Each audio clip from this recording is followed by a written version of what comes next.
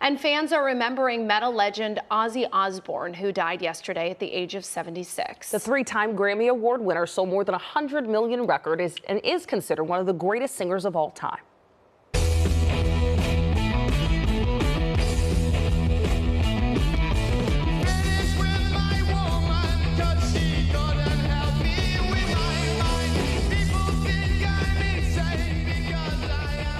All through the years, Osbourne and Black Sabbath had a series of hits that topped the Billboard charts. Joining us now is Joe Lynch, the Executive Digital Director for Billboard. Joe, thank you for being with us this morning. Thanks for having me. Yeah, we want to discuss Ozzy Osbourne's legacy, which is just so much. There's his amazing music legacy. There's his reality show where we got to see him as a loving dad. There's crazy stories like him biting the head off of a bat. I mean, this man is just everything to so many people.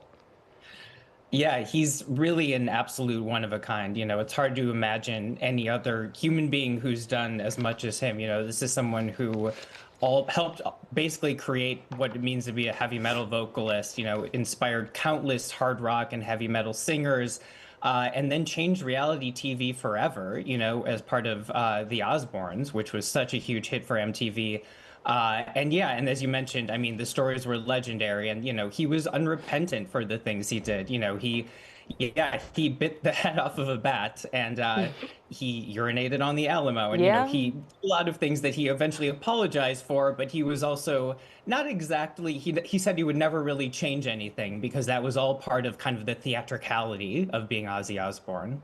And he and his family were very open about his personal struggles. So how did his battle with addiction shape both his music and his career?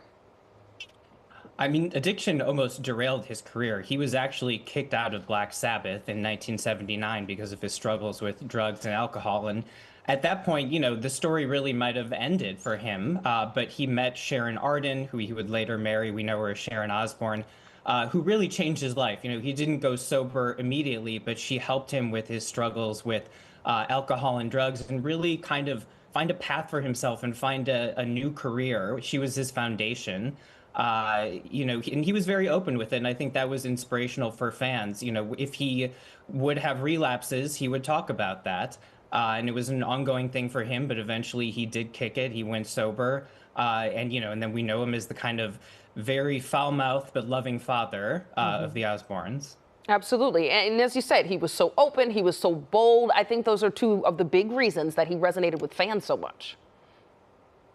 Yeah, absolutely. You know, he inspired people, he inspired musicians, and he was unrepentant. You know, he's someone who, at the end of the day, he lived the life he wanted to live, and towards the end of his life, he even said he didn't want to go anywhere, but if he, paraphrasing, but, you know, he said something to the effect of, if I go tomorrow, have no regret, no complaints.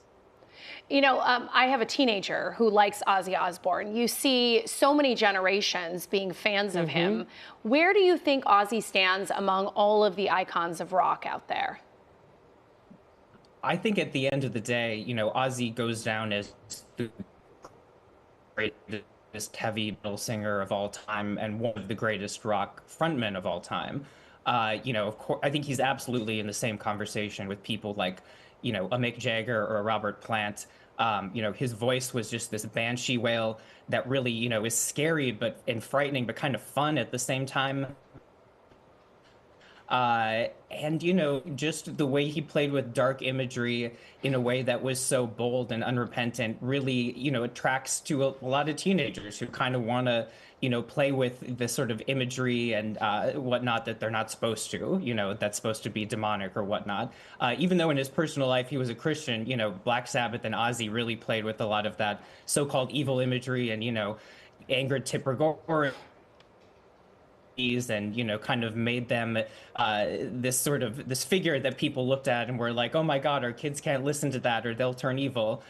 You know, and then it's of course quite ironic then he became this, you know, basically a paternal figure for an entire generation. I know, it is really cool. He's kind of been everything at different points in his life.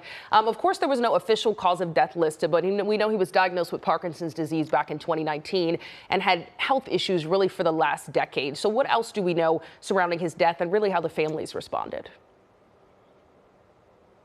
Yeah, as you mentioned, you know, he went public with his Parkinson's diagnosis in 2019. And it was really tough for him. It had a big effect on his health. He had some personal injuries that exacerbated things. Black Sabbath and Ozzy did their final performance just on July 5th, which is just weeks ago. And though he did perform 9 songs, he wasn't terribly mobile. He did them from a chair, a throne, actually, a throne that was kind of made up to look like a bat. But those who were there, if metal musicians and friends, did remark how frail he looked. Some people even said it seemed like a small miracle he was able to do that final performance at all. So his health was certainly deteriorating. It was a tough last decade of his life. And the fact that he was able to do this kind of swan song performance at all, despite the health issues, and be celebrated by, legions of people he inspired and his family and friends, it's a lovely thing that he was even able to make it to that at all. It is truly even more remarkable now that he is gone. Joe Lynch, thank you for being with us to discuss Ozzy's legacy this morning. Thank you so much.